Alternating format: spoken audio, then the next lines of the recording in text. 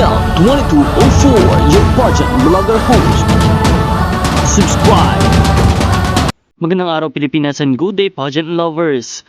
Matapos nga mapapasok sa top 20 at sa top 12 semifinalist ng Miss Global 2025 si Miss Sena Ramos ng Pilipinas, nagbigay naman siya ng isang magandang performance in the evening gown competition.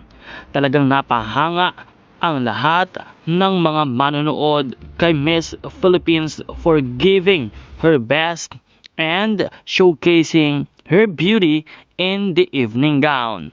Once again, let's watch Miss Philippines in her evening gown competition.